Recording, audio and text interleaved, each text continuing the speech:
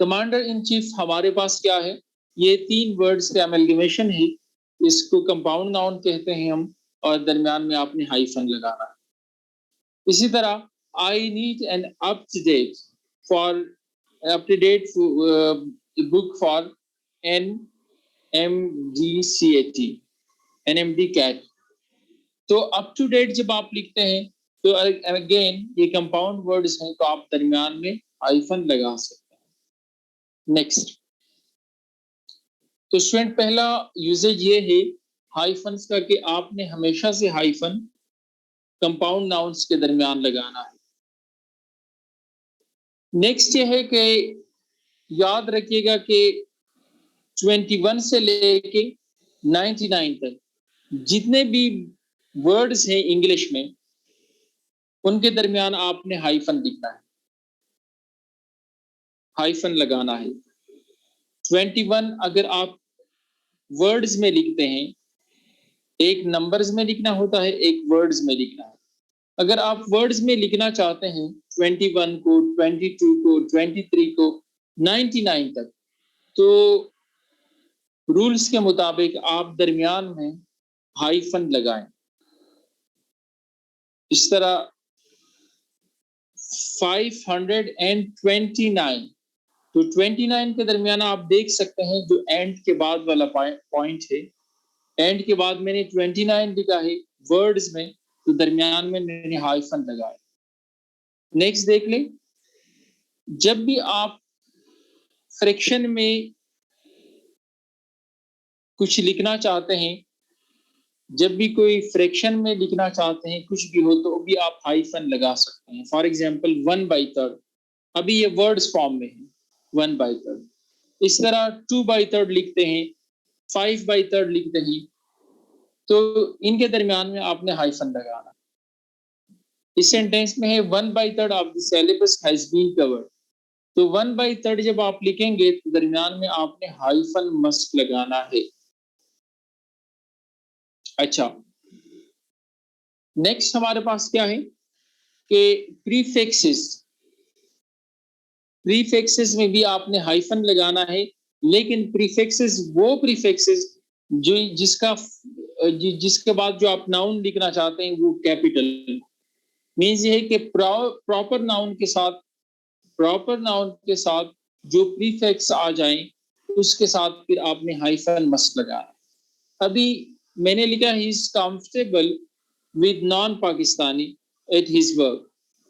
अभी नॉन पाकिस्तानी में हमारे पास पाकिस्तानी जो है ये प्रॉपर नाउन है और नॉन जो है ये प्रीफिक्स है। तो याद रखिएगा कि आपने फिर दरमियान में हाइफन मस्ट लगाना है।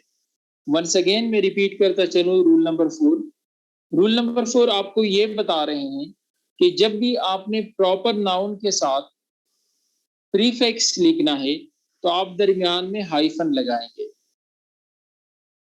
ठीक है, नेक्स्ट, मेरे ख्याल में आपको प्रॉपर नाउन के बारे में पता है कि प्रॉपर नाउन क्या है, जो यूनिक होता है, जिसके काइंड्स नहीं होते हैं, जो यूनिक होता है इसको हम प्रॉपर नाउन कहते हैं। तो प्रॉपर नाउन पे जब भी आप लिखना चाहते हैं और उससे पहले अगर प्रीफिक्स आ जाए, प्रॉपर नाउन से पहले प्रीफिक्स आ जाए, तो फिर आपने दरमियान में हाइफन मस्ट लगाना है। नेक्स्ट, इसी तरह जनरली जो प्रीफिक्स हम लगाते हैं, नॉन 3 तरह के प्रीफिक्स है, नॉन है, सेल्फ है, एक्स है, तो आप दरमियान में हाइफन लगा सकते हैं। For example he is comfortable with non Pakistan, तो नॉन पाकिस्तानी, जहां पे वर्ड नॉन आ जाए तो आप नॉन इसेंशियल है, नॉन पाकिस्तानी है, तो आप प्रीफिक्स लगा सकते हैं। इस तरह you must have self control, self जहां पे आ जाए तो भी आपने हाइफन लगाना है। He is an ex army officer, तो एक्स आर्मी के दरमियान भी आपने हाइफन लगाना है। नेक्स्ट, हमारे पास कुछ एक्सेप्शंस हैं। सबसे पहले कि कंपाउंड एडजेक्टिव्स जो हमारे पास है, कंपाउंड एडजेक्टिव्स अगेन एडजेक्टिव हैं और एडजेक्टिव के साथ हम कोई और वर्ड लगाते हैं। जिस तरह फ्रेंड है, फ्रेंड के साथ हम एडिशन करते हैं फ्रेंडली, ठीक है। वर्ल्ड है, वर्ल्ड के साथ हम लिखते हैं वर्ल्डली। इसी तरह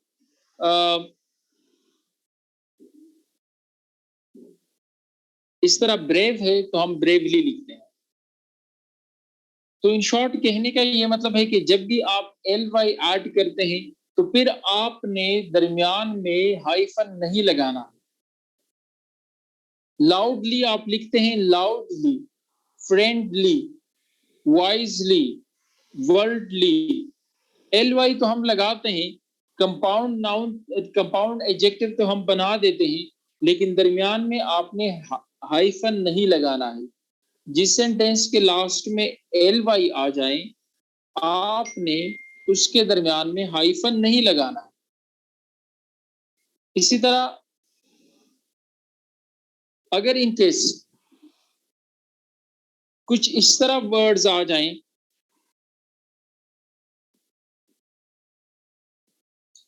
कि जिसमें हमने लास्ट में कुछ वर्ड्स को लिखना है, मीन्स ये कि पहले नाउन आ जाए और नाउन के बाद अगर इनकेस कंपाउंड एडजेक्टिव्स आ जाएं तो फिर दरमियान में हाइफन नहीं लगाना है। For example, this book is up to date. अभी दिस बुक हमारे पास बुक नाउन है और नाउन के बाद क्या आ चुका है, एक कंपाउंड एडजेक्टिव है, वो क्या है, अप टू डेट। तो फिर आपने दरमियान में कॉमा नहीं लगाना है। अगर अप टू डेट पहले आ जाए, नाउन बाद में आ जाए, फिर आपने दरमियान में हाइफन लगाना है।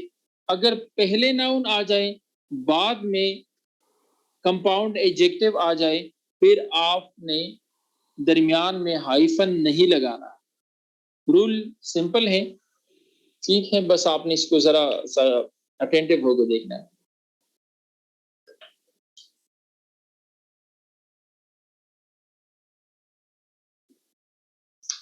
अच्छा, नेक्स्ट, देश। देश हम कब लगाएंगे, याद रखिएगा कि अगेन देश भी हम एक्सटेंशन, सेंटेंस के एक्सटेंशन के लिए हम देश लगाते हैं, वर्ड्स के लिए नहीं, बल्कि यूजुअली हम सेंटेंस के एक्सटेंशन के लिए। अच्छा, सबसे पहले हम जब भी किसी सेंटेंस में किसी थॉट को इंटरप्ट करना चाहते हैं या एक्सप्लेन करना चाहते हैं तो हम डैश लगाते हैं। For example, the package was lying by the front door, a cube shaped cartoon.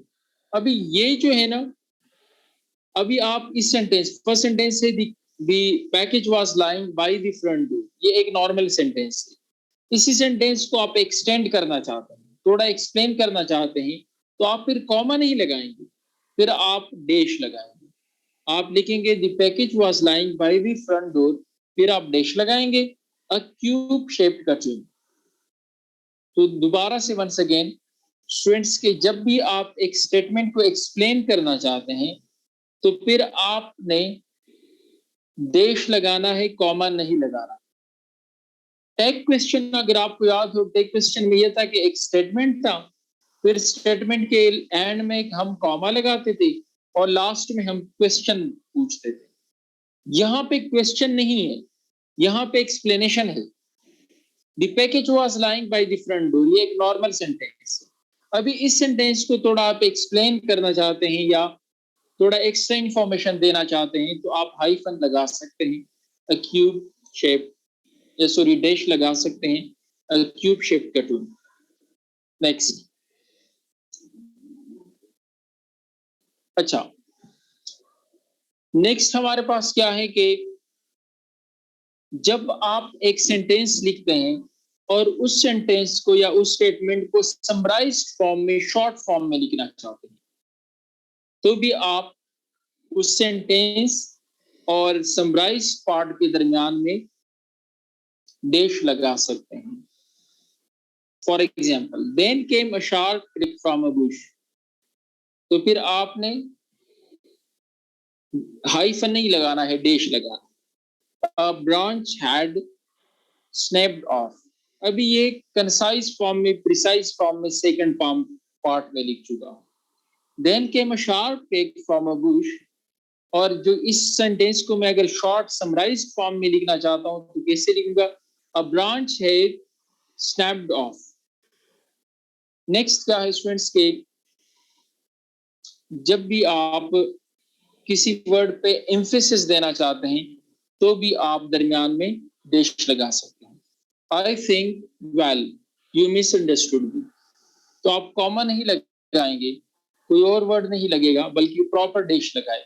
I think you misunderstood me, I think you misunderstood me sentence इस तरह है। लेकिन दरमियान में अगर किसी वर्ड पे आप एम्फेसिस करना चाहते हैं, जिस तरह वेल है, I think well you understood me, misunderstood me, तो आपने दरमियान में डैश लगाना है। अच्छा, इन जो क्वेश्चन मार्क है, that is as simple as it is, इसको भी मैं डिस्कस कर लेता हूँ। बहरहाल ये सिंपल है। क्वेश्चन मार्क हम कहाँ पे, कोटेशन मार्क हम कहाँ पे लगाते हैं? जब भी किसी बंदे के ओरिजिनल वर्ड्स हम कोट करना चाहते हैं, ठीक है, तो हम कोटेशन मार्क लगाते हैं। For example, it is said as you sow so shall you read. Farhan said Pakistan will win this match. अब ये फरहान के ओरिजिनल वर्ड्स हैं, तो हमने इसको इन्वर्टेड कॉमास में इंक्लूड किया है। अच्छा, एक और तरीका है कि किसी बंदे के ओरिजिनल वर्ड्स आप कोट करना चाहते हैं, किसी बंदे के ओरिजिनल वर्ड्स आप मेंशन करना चाहते हैं, तो आप इन्वर्टेड कॉमास लगाते हैं। लेकिन कभी कभी हमारे पास इस तरह सिचुएशन आ जाती है रिटन फॉर्म में कि उसी बंदे के स्टेटमेंट का पहला पार्ट भी होता है, सेकंड पार्ट भी होता है। सबसे पहले उसका पहला थॉट या पहला आइडिया हम एक्सप्लेन कर लिखते हैं, मेंशन करते हैं। दरमियान में उस बंदे का नाम लिखते हैं या उसका जिक्र करते हैं, और लास्ट में भी वंस अगेन हम उसी बंदे के ओरिजिनल वर्ड्स कोट करते हैं। तो यूजुअली हम फिर वहां पे कंफ्यूज हो जाते हैं कि किस तरह इनको कोटेशन में इंक्लोज करना है। तो आज ये स्टडी करते हैं कि अगर एक बंदा है, उनके हम ओरिजिनल वर्ड्स कोड करना चाहते हैं, पहला पार्ट या पहला आइडिया है, उसके बाद उस बंदे का नाम है या जिस बंदे ने कोट किए हैं ये वर्ड्स, उनका जिक्र है, और लास्ट में उसी बंदे का एक और आइडिया है, एक नेक्स्ट आइडिया है, तो कैसे लिखेंगे ये जरा देखें। अभी टीचर के ओरिजिनल वर्ड्स हैं। मैंने कहा English is not a difficult language, ये पहला पार्ट है मेरे ओरिजिनल वर्ड्स का। फिर मेरा दूसरा पार्ट है कि it is not easy to learn if you just practise. दरमियान में मैंने अपना जिक्र किया है सैड द टीचर।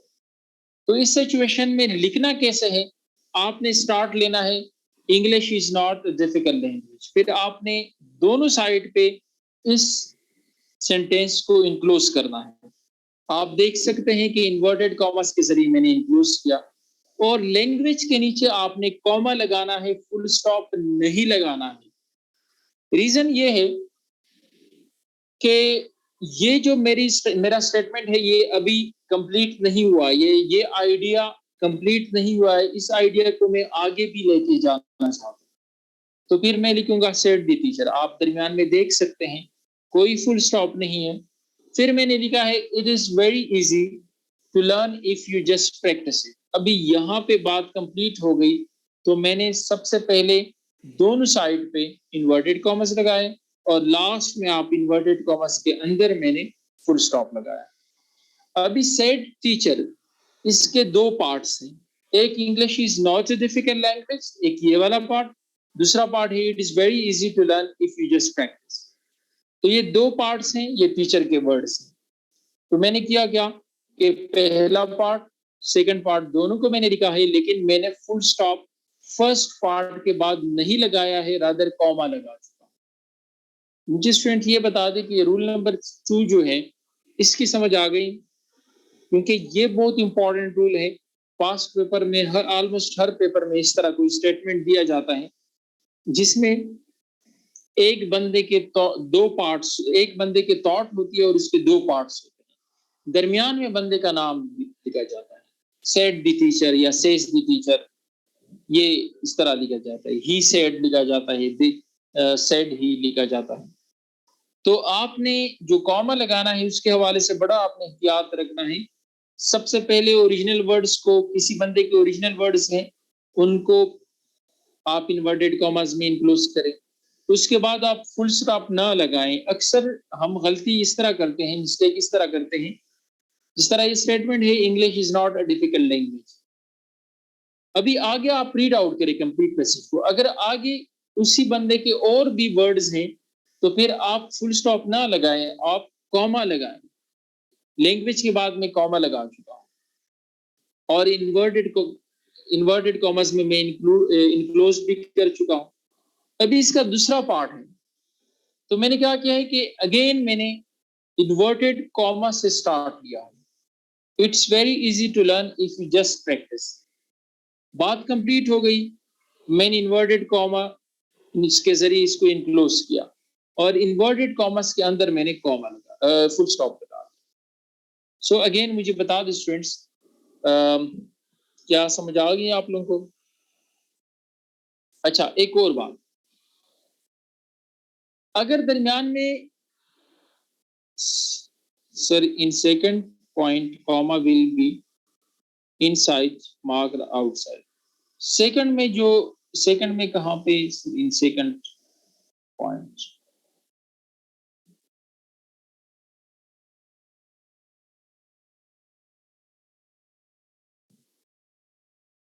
सेकंड में तो कॉमा है ही नहीं यार। सेकंड में तो आप देख सकते हैं मैंने फुल स्टॉप लगा दिया। कोटेशन जो है, ये जो फुल स्टॉप है ये कोटेशन के अंदर है, इसमें कॉमा है नहीं सेकंड पार्ट में। तो it's very easy to learn if you just practice. तो it's very easy to learn, ये जो पार्ट है it's very easy to learn. इस पार्ट के तो मैंने फुल स्टॉप लगाया है, मैंने तो कॉमा लगाया ही नहीं है। कॉमा कहां से? ये तो पहला पार्ट है ना, ये तो सेकंड पार्ट कहां से हुआ? Shahid Khan, English is not a difficult language, जिसके बाद तो मैंने कॉमा लगाना है, ये तो फर्स्ट पार्ट है ना। तो फर्स्ट पार्ट में कॉमा इन्वर्टेड कॉमर्स के अंदर होगा, सेकंड पार्ट में भी इन्वर्टेड कॉमर्स के अंदर आप फुल स्टॉप लगाएंगे। चलो, लेकिन अभी एक और तरीका है। अगर आप दरमियान में एक और तरीका ये कर सकते अब। अच्छा, इसमें मेजर पॉइंट क्या था, थोड़ा सा ये पॉइंट रूल नंबर 2 में एक और इंपॉर्टेंट पॉइंट बता दूं। चलो, मैंने क्या लिखा है कि रूल नंबर 2 आप देख ले, दोबारा वापस आ जाए। English is not a difficult language, ये एक सेंटेंस है। फिर मैंने बंदे के वर्ड्स लिखे हैं, सैड द टीचर, ये लिख चुका हूं। फिर मैंने इन्वर्टेड कॉमा स्टार्ट किया है और इट का आई जो है वो मैंने स्मॉल लिखा है। तो अगर in case said the teacher, अगर इस बात को आप कंटिन्यू रखना चाहते हैं, आप फुल स्टॉप नहीं लगाना चाहते हैं लैंग्वेज के बाद, तो फिर नेक्स्ट सेंटेंस का फर्स्ट लेटर कैपिटल नहीं होगा, स्मॉल होगा। जब आपने कहा कि English is not a difficult language, उसके बाद मैंने कॉमा लगा लिया। रीजन क्या है कि मैं इसको कंटिन्यू करना चाहता हूं कि ये जो स्टेटमेंट है ये आगे भी कंटिन्यू। टीचर के जो वर्ड्स हैं कुछ और भी वर्ड्स हैं, कुछ एक्स्ट्रा वर्ड्स भी हैं, तो मैंने कॉमा लगा लिया। और नेक्स्ट थॉट का पहला वर्ड जो है इट इज वेरी इजी, इसका पहला वर्ड जो आई है वो मैंने कैपिटल नहीं लिखा है, वो मैंने स्मॉल लिखा है। रीजन ये है कि लैंग्वेज के बाद मैंने फुल स्टॉप नहीं लगाया है, लैंग्वेज के बाद मैंने कॉमा लगाया। अभी इसी को एक और अंदाज से लिख सकते हैं। अगर आप सेपरेट स्टेटमेंट्स लिखना चाहते हैं तो भी लिख सकते हैं, लेकिन उसमें फिर ये होगा कि आई कैपिटल होगा, स्मॉल नहीं होगा। इट का जो आई है वो कैपिटल होगा, वो स्मॉल नहीं होगा। फॉर एग्जाम्पल मैं लिखता हूं, English is not a difficult language. English is not a difficult language, ये एक कंप्लीट सेंटेंस है। लास्ट में मैंने फुल स्टॉप लगाया, सैड द टीचर। फिर मैंने लिखा it's very easy to learn if you just practise it, फिर मैंने फुल स्टॉप लगाया। तो मैंने इट जो है इट्स वेरी इजी, इसका आई मैंने कैपिटल लिखा है, इसका आई मैंने स्मॉल नहीं लिखा है। तो लैंग्वेज के बाद अगर फुल स्टॉप आप लगाते हैं तो फिर आपने नेक्स्ट सेंटेंस का पहला लेटर कैपिटल लिखना है। अगर आप कॉमा लगाना चाहते हैं मीन्स ये है कि आपने आगे भी इसको कंटिन्यू करना है, तो फिर दो काम करने हैं कि सेड का एस जो है ना वो स्मॉल लिखना है और नेक्स्ट सेंटेंस का जो एक है आई वो भी स्मॉल लिखना है। अगर आप फुल स्टॉप लगाना चाहते हैं तो सेड का एस कैपिटल होगा, सेड द टीचर, फिर एस आपने कैपिटल लिखा है और इट का जो आई है वो भी कैपिटल होगा।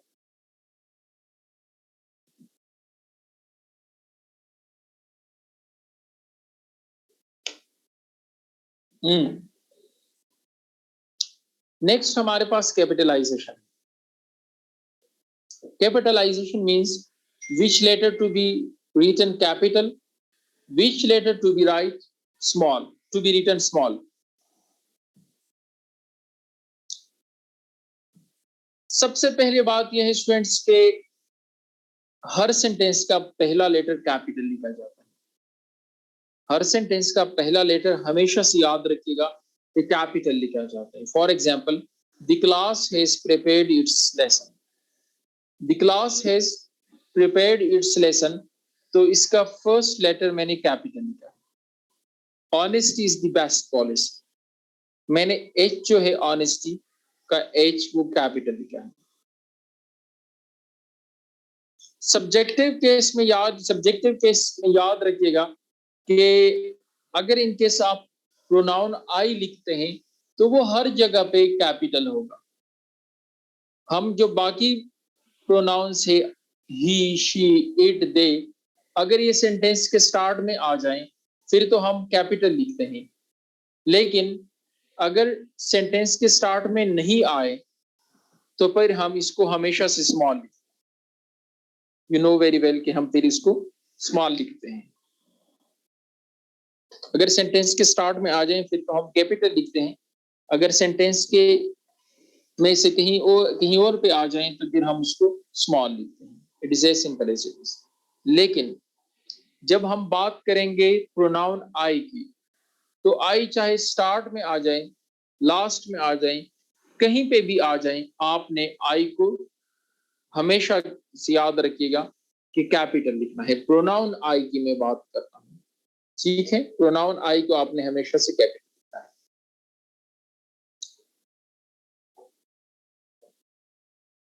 नेक्स्ट हमारे पास क्या है कि प्रॉपर नाउन जितने भी हैं उसका फर्स्ट लेटर कैपिटल होगा। बल्कि पहले मैं ये फर्स्ट पर्सन प्रोनाउन का एग्जांपल देता चलूं। I had finished my lesson when my father called me. अभी आई सेंटेंस के लास्ट में आ चुका है, मैंने कैपिटल लिखा है। नेक्स्ट सेंटेंस देख ले, you and I R best friend. You के बाद मैंने जो आई लिखा है प्रोनाउन आई, तो वो भी मैंने कैपिटल लिखा है। ऑल दो बाकी सेंटेंसेस में से आपने बाकी जो हमारे पास पर्सन प्रोनाउंस हैं वो कैपिटल नहीं लिखने हैं, लेकिन आई हमेशा से हर जगह पे कैपिटल लिखा जाएगा। Next proper noun, this is as simple as it is. Ladies and gentlemen, keep this in mind that whenever you want to write a proper noun, the very first letter of each and every proper noun shall be capital. आपने हर proper noun का first letter capital लिखना है। The principal wanted, the principal awarded first prize to Yasin in essay writing. Yasin हमारे पास क्या है? Proper noun है, तो Y को मैंने कैपिटल लिखा है। द स्टूडेंट विजिटेड लाहौर जू, लाहौर जू कैपिटल है, लाहौर भी मैंने कैपिटल लिखा है, साथ जू। और ही बॉट मर्सिडीज, तो मैंने कैपिटल लिखा है। इस तरह ईद है तो मैंने कैपिटल लिखा है, दुबई है तो जी मैंने कैपिटल लिखा है। Next, compound proper noun. अच्छा याद रखिएगा अगेन, कंपाउंड का क्या मतलब है कि it is amalgamation of two or more than two words. Two or more than two words को हम क्या कहते हैं? हम उसको कंपाउंड कहते हैं। अभी याद रखिए कि जब आप कंपाउंड नाउन्स लिखते हैं तो अगर उसमें कोई एक प्रॉपर नाउन भी है तो सारे के सारे लेटर वर्ड्स का फर्स्ट लेटर कैपिटल लिखा जाएगा। For example, Alia has got admission in the King Edward Medical College. अभी किंग एडवर्ड्स मेडिकल कॉलेज है, तो जनरली जब हम किंग लिखते हैं तो हम स्मॉल लिखते हैं, क्योंकि किंग इटसेल्फ जो है ये कैपिटल नहीं है, ये प्रॉपर नाउन नहीं है। फॉर एग्जाम्पल मैं लिखता हूं कि इन 18th century king was respected as the main stakeholder of a country. King was in the 21st, in 18th century, king was considered as the main stakeholder of a country or a nation. अभी इस sentence में जो मैंने word king use किया है, जब मैं इसको लिखूंगा तो के कैपिटल नहीं लिखूंगा, के में स्मॉल लिखूंगा। रीजन क्या है? क्योंकि ये हमारे पास प्रॉपर नाउन नहीं है, ये हमारे पास कॉमन नाउन है। लेकिन यही किंग अगर इन केस किसी प्रॉपर नाउन के साथ आ जाए तो फिर आपने इसका भी फर्स्ट लेटर कैपिटल लिखना है। For example, the King Edward Medical college, ये प्रॉपर नाउन है। तो अगर प्रॉपर नाउन के साथ कोई कॉमन नाउन जुड़ा हुआ हो, एसोसिएटेड हो, परमानेंटली उसके साथ जुड़ा हुआ हो, तो proper noun along with simple noun, common noun, दोनों का फर्स्ट लेटर कैपिटल होगा। अभी मैंने क्या लिखा है? The King Edward Medical College. अभी मेडिकल या कॉलेज इटसेल्फ है। मैं कहता हूं कि in Lahore there are certain good colleges, in Lahore there are many good colleges. अभी इस सेंटेंस के लास्ट में मैंने वर्ड कॉलेजेस यूज किया, तो मैंने इसको कॉलेजेस को का सी मैंने कैपिटल नहीं लिखना है, मैंने स्मॉल लिखना है। लेकिन इस सेंटेंस में the King Edward Medical college, चूंकि ये प्रॉपर नाउन के साथ यूज हुआ है, तो इवन अगर कॉलेज इटसेल्फ कॉमन नाउन है, तब भी हमने इसका फर्स्ट लेटर कैपिटल ही लिखना होगा। The King Edward Medical college, तो बी का टी कैपिटल है, के किंग का कैपिटल है, एडवर्ड का ई कैपिटल है, एम कैपिटल है, कॉलेज को देके मैंने सी कैपिटल लिखा है। Imran Khan represented Pakistan in the United Nations organizations. अभी ऑर्गेनाइजेशन इटसेल्फ हमारे पास कॉमन नाउन है, लेकिन यही ऑर्गेनाइजेशन जब प्रॉपर नाउन का पार्ट बन जाए तो फर्स्ट लेटर हमेशा से कैपिटल होगा।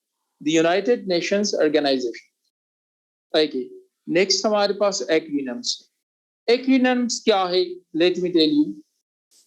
एक्रोनिम्स बेसिकली हमारे पास कुछ लेटर्स होते हैं that represent a whole word.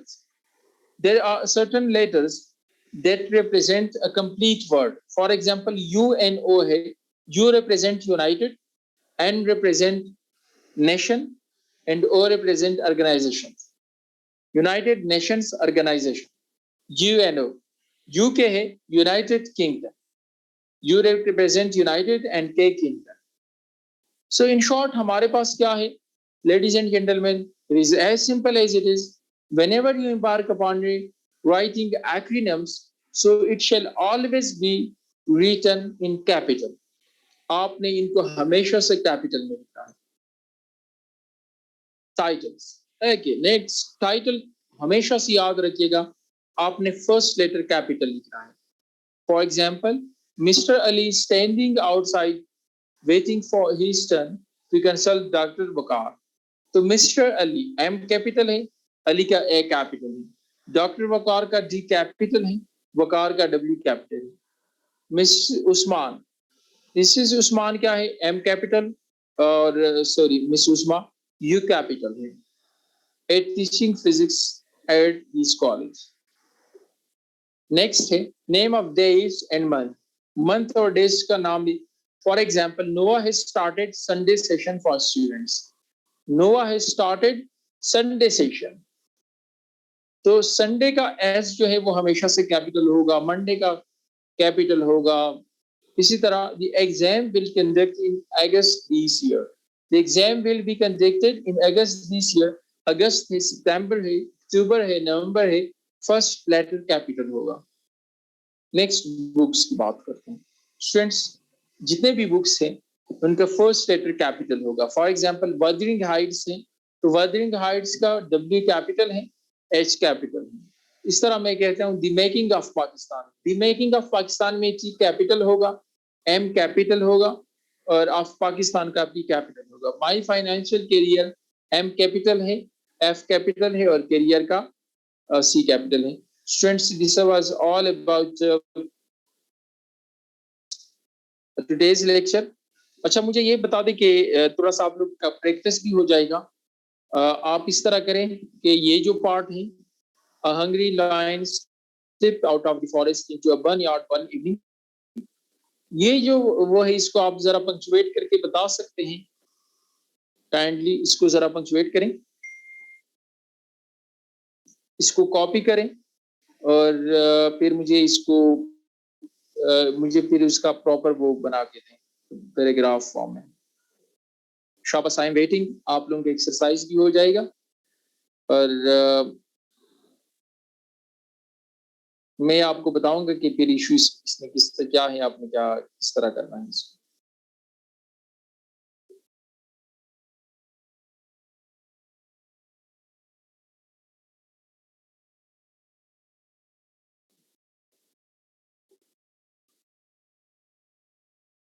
मैं एक काम कर लेता हूँ कि इस पैराग्राफ को मैं कॉपी कर लेता हूँ, आपका जो चैट है इसमें पेस्ट कर लेता हूँ. आप फिर इसको अपने लैपटॉप में कॉपी करें और इसको पंक्चुएट करके मुझे फिर बता दें, ठीक है, ताकि फिर ये होगा कि टाइम वेस्ट नहीं होगा.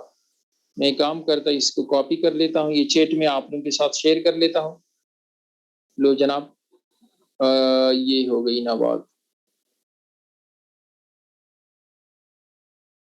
चलें, अभी आप स्ट्रेट इसको कॉपी करें और इस मैसेज को आप कॉपी करें और उसके बाद इसको प्रॉपर पंक्चुएट करें और फिर यहाँ पे ही पेस्ट कर दें और मैं इंडिविजुअली देख लेता हूँ कि कहाँ कहाँ पे आप लोग मिस्टेक्स करते हैं. Now it's your turn, I am waiting, ताकि आपकी प्रैक्टिस हो जाए. शाबाश.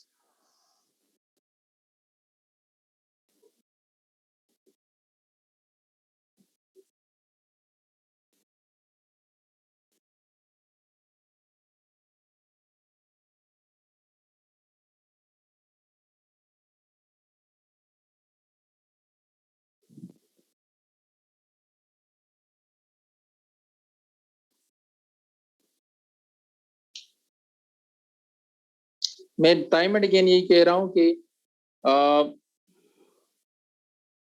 आप प्रैक्टिस करें. मैंने कभी भी ये नहीं कहा है कि come up with right answer. I have never asked you to come up with right and correct answer. You just need to practice it. Of course, I am here to rectify your mistakes, to let you know your mistakes. Unless and until you don't make mistake, you won't be able to know about your mistakes and you won't be able to rectify your mistakes. That's why write something on daily basis. And then, of course, you are supposed to upload it on LMS and get your assignments checked. So in this way, you will be able to know about your mistakes. If you just get to know about your single mistake, believe me, it would help you out in your pressy writing and of course you are in your essay writing. So bit by bit, you will be able to learn. Like it is said that Rome was not built in a day. Rome was not built in a day. It is rightly said. So same is case with your mistakes, grammatical mistakes. So you will rectify your grammatical mistake bit by bit. Slowly and gradually, you will be able to write a complete correct sentence.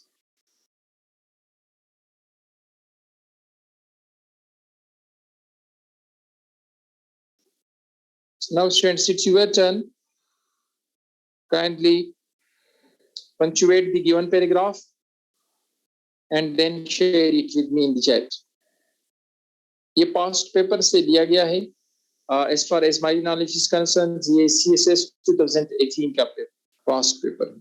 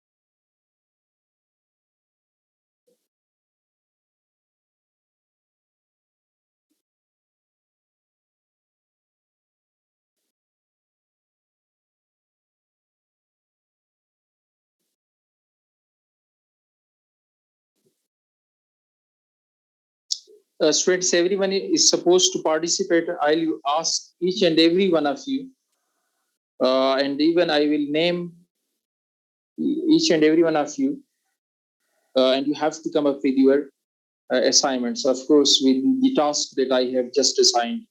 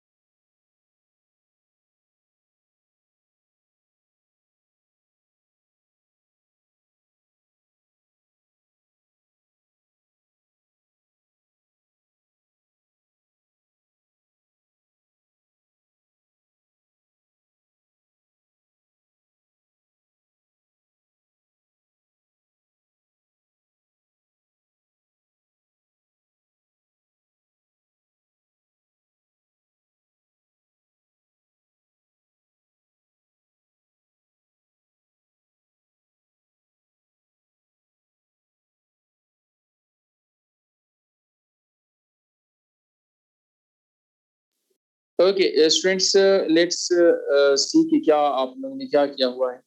First of all run साम आपने लिखा है कि hungry line slipped out of the forest into a one yard one evening. अभी याद रखिएगा Rana उस्माना, one evening के बाद आपने फुल स्टॉप लगाना था.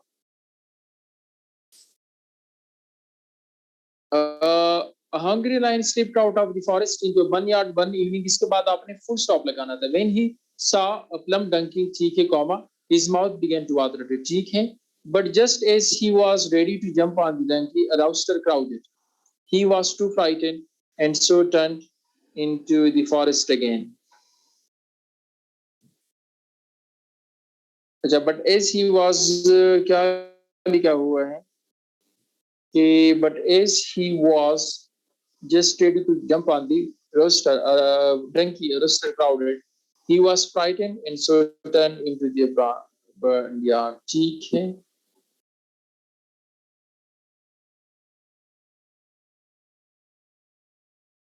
अच्छा, आपने क्या लिखना था कि but as he was just the rooster crowed, ठीक है. फिर आपने क्राउड के बाद आपने फुल स्टॉप लगाना था. He was frightened and so turned away into the forest. फिर फुल स्टॉप. फॉरेस्ट के बाद फुल स्टॉप. फॉरेस्ट अगेन के बाद आपने फुल स्टॉप लगाना था. उसके बाद हे के बाद आपने कॉमा भी लगा सकते थे, एक्सक्लेमेशन मार्क भी लगा सकते थे. एक्सक्लेमेशन मार्क भी कॉमा भी दोनों चीज. Look at that cowardly line. The donkey brayed to the rooster. I'm not. I'm going to chase him. ठीक है. But the donkey ran after the line.